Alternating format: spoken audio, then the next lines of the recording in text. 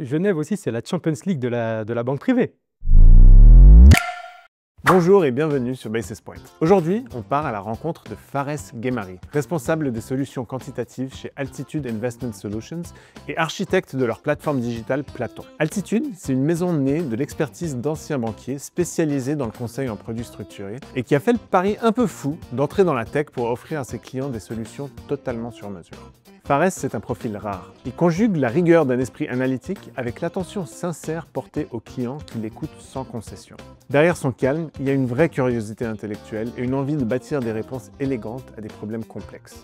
Mais la tech dans la finance n'est pas toujours un long fleuve tranquille. Entre l'éducation des marchés, les risques de conflits d'intérêts et les attentes parfois un peu hors sujet autour de l'IA, il y a beaucoup à démêler. Si vous avez un avis d'ailleurs sur le sujet, laissez-nous un petit commentaire, c'est toujours hyper intéressant d'avoir différents points de vue. En tout cas, merci à vous tous de nous regarder. Pensez à liker et à vous abonner pour ne rien manquer des prochains épisodes. Enfin bon, quand je suis allé le voir, j'étais pas sûr de si j'allais tomber sur un financier ou un geek qui préfère le code informatique au marché financier. Allons voir. Franchement, Fares Guémari, chez Altitude, vous vendez de la tech ou du conseil? Alors, ce qu'on fait fondamentalement, c'est du conseil. Notre métier, à nous, c'est d'accompagner les professionnels de la gestion dans leur investissement en produits structurés. Mais là où ça devient intéressant, c'est qu'on a décidé d'augmenter ce conseil par la technologie. Là, la technologie permet d'accélérer le conseil, le rend également aussi plus fiable, plus tangible et plus efficace. Donc alors, c'est des anciens banquiers qui ont monté une boîte spécialisée dans les produits structurés, mode de conseil, et ils se sont dit qu'ils allaient créer un outil de tech avec Platon que vous avez développé. En fait, il n'y avait pas ce qu'il fallait pour que vous puissiez bien faire votre job sur le marché? En fait, si vous voulez, chez Altitude, on connaît les contraintes et problématiques des gérants dans leur quotidien. Il y a vraiment une différence entre concevoir un outil de l'extérieur et le construire depuis l'intérieur en connaissant le métier. Je vais parler d'un exemple qui va sûrement parler à certains gérants. Quand tu es banquier, il est 16h30, 17h, et qu'un client t'appelle pour avoir un rapport de portefeuille sur l'état de ses produits structurés. Tu appelles ta femme et tu lui dis que tu ne seras pas là pour le dîner. C'est à peu près ça, exactement. Bon, en tout cas, il fallait peut-être mobiliser 2 à 3 personnes, aller sourcer la donnée auprès de différentes sources, agréger cette data, la consolider, vérifier, bon bref, l'homogénéiser, un processus assez long. Et la réalité, en fait, c'était qu'on était confronté à des process qui n'étaient pas à la hauteur de l'efficacité attendue. Et avec Platon, on a voulu créer un outil qu'on aurait simplement aimé avoir quand on était de l'autre côté. C'est un outil et un produit qui a été pensé par des banquiers, pour des banquiers, tout simplement. Fares, vous avez vécu à Shanghai, à New York, et aujourd'hui vous êtes au bout du lac à Genève. C'est un peu petit comparé à ces mégapoles, non? Vous vous sentez pas un petit peu à l'étroit? Vous avez oublié Londres, Saint-Étienne et Juan-les-Pins. Moi, je choisis Juan-les-Pins. Comment se sentir à l'étroit? C'est quand même une ville entourée de montagnes, entourée de nature. C'est le berceau des organisations internationales. Et en plus, c'est aussi c'est la vitrine du monde de la banque privée. Si c'était même la plus grande place aujourd'hui pour la banque privée.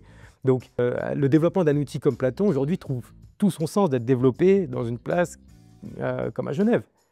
Genève recense les gérants les plus exigeants, les clients les plus sophistiqués.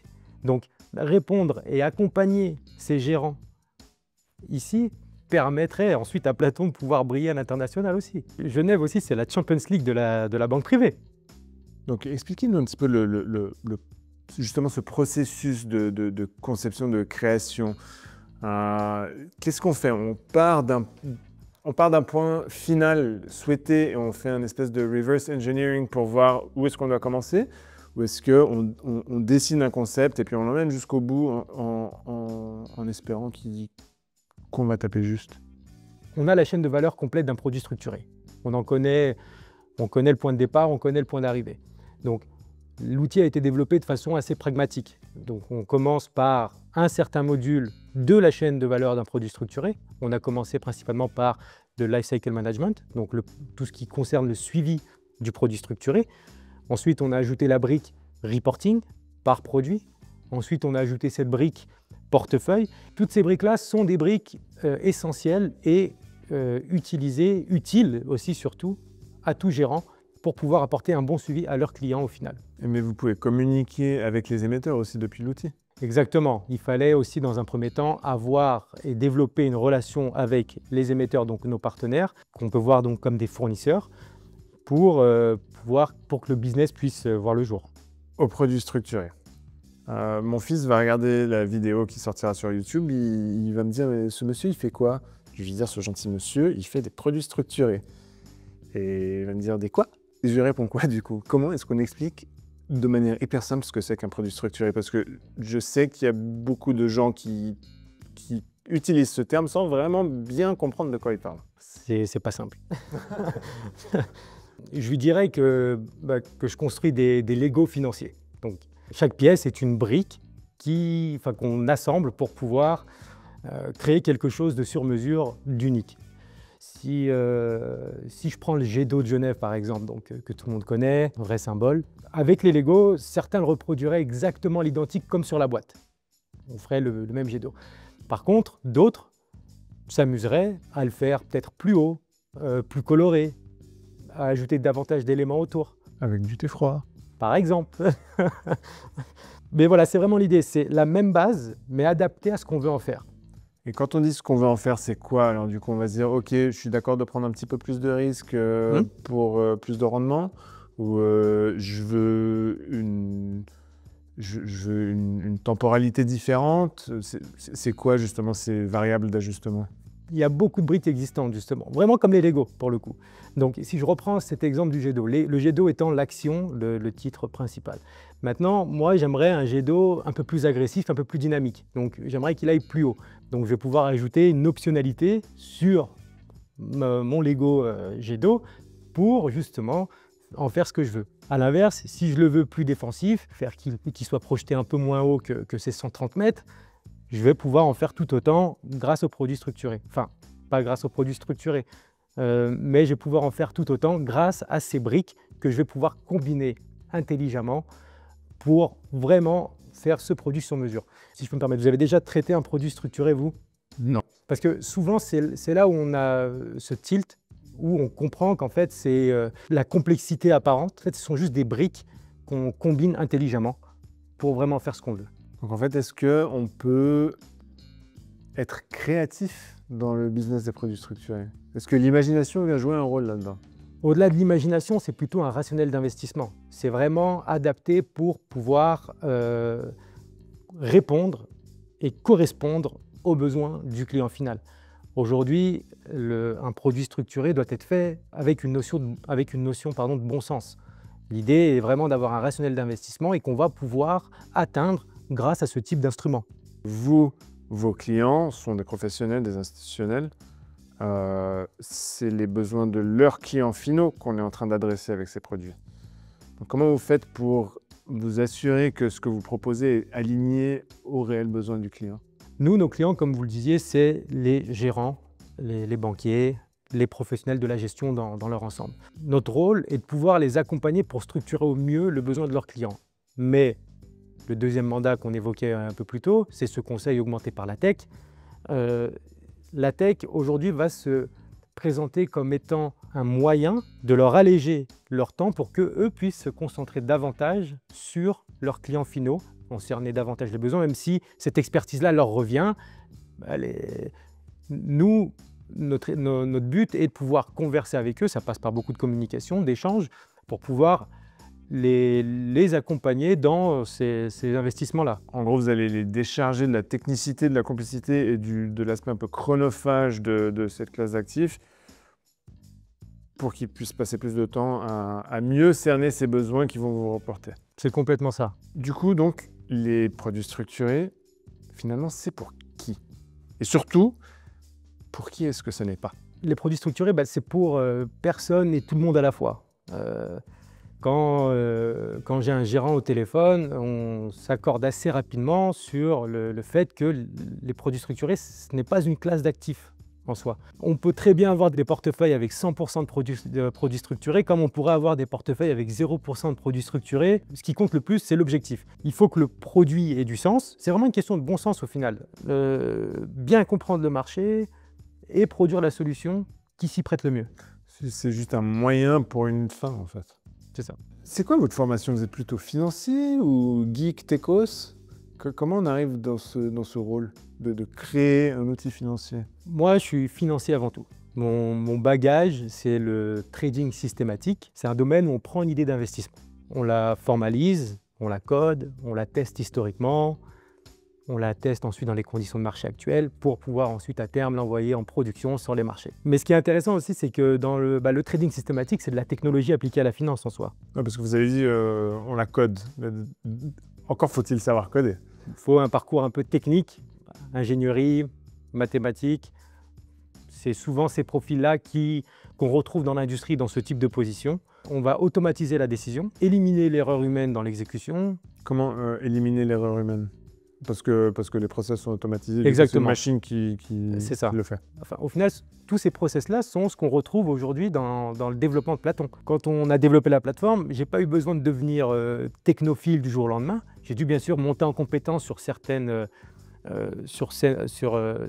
dans certains domaines pour pouvoir apporter une plateforme robuste, stable, performante et sécurisée. Mais le pont était déjà construit entre les deux mondes. On prend un rationnel financier, comme créer un produit par exemple, on l'automatise pour qu'il soit exécuté rapidement, sans erreur et avec une traçabilité complète. Pour moi, en fait, c'est cette double compétence tech et financier qui permet d'aller au bout de cette logique et de pouvoir la technologiser efficacement. Comment est-ce que vous vous différenciez des autres solutions qu'il y a sur le marché? Et est-ce que ça vous aide dans le développement des affaires? Ou est-ce que c'est juste une fois que vous avez un client, vous dites bon bah chouette, j'ai une bonne manière de lui offrir le service que je lui ai promis? Notre approche, c'est l'efficacité avant tout. Donc on a développé cet outil pour que les professionnels puissent travailler de manière fluide et intuitive. Beaucoup des évolutions que vous pouvez trouver sur Platon proviennent de retours de nos utilisateurs. Ouais, donc c'est pas un truc statique, quoi. Il y a 1, 2, 3 clients qui vont dire « Ah, ça, ce serait super d'avoir ça comme ça ». Et vous dites « Bon, on fait une update, quoi ». Voilà, Platon, c'est pas juste un bel outil technique, c'est un outil vivant qui évolue avec ceux qui l'utilisent au quotidien. En préparant l'interview, vous m'avez parlé d'un truc que j'ai pas eu le temps d'approfondir. Vous m'avez parlé de marketplace. C'est quoi? C'est un lieu où les gérants vont pouvoir trouver en temps réel tous les produits disponibles, ouverts à la souscription. Ils peuvent filtrer souvent leurs critères, ça peut être du rendement, chercher des produits suivant un certain secteur, suivant un certain type de protection. Une monnaie? Une monnaie aussi par exemple.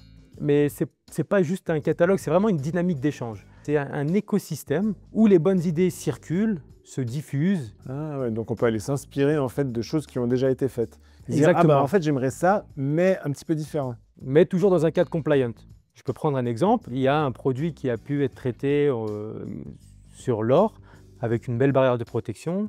Le gérant l'avait créé pour un de ses clients. Le gérant était également d'accord pour partager son idée.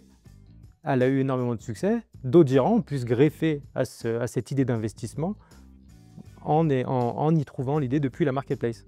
Ah, donc c'est un outil collaboratif en fait. C'est vraiment voilà, cet écosystème qu'on essaie de mettre en place pour que les bonnes idées se diffusent.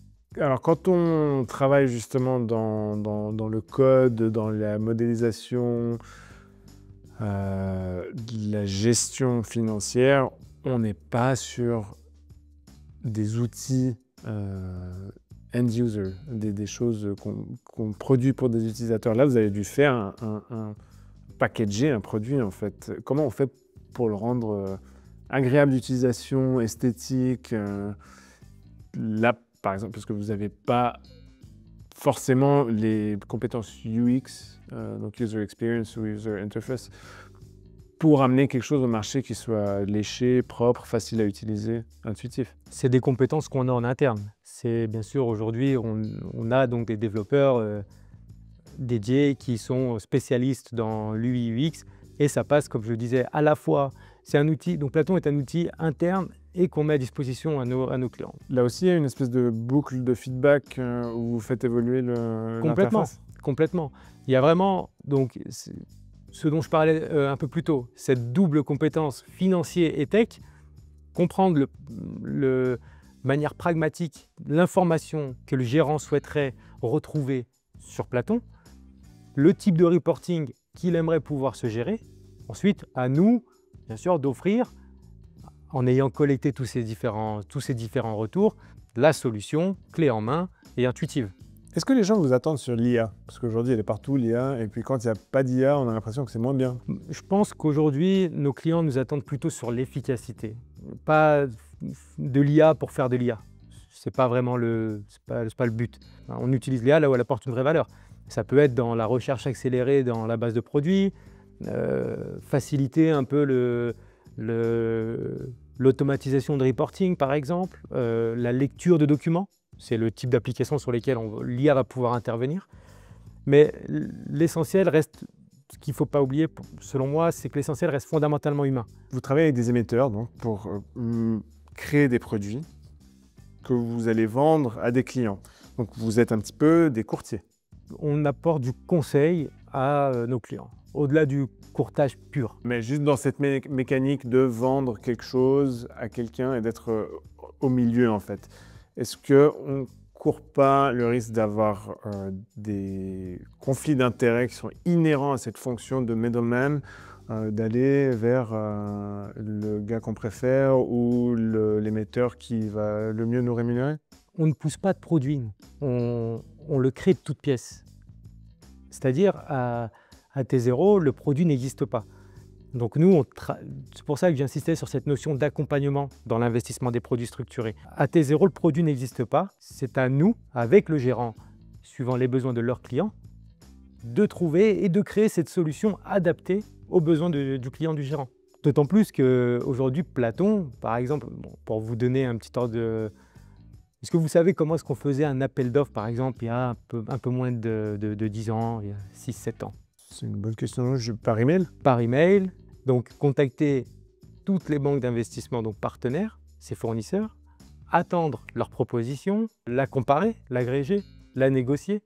Enfin, c'était un process qui prenait des heures et qui était un peu plus opaque parce que pendant cet intervalle de temps, même si tout était effectué correctement, mais le temps ne jouait peut-être pas en l'avantage de tout le monde. Maintenant, sur Platon, via la fonctionnalité de pricing, le gérant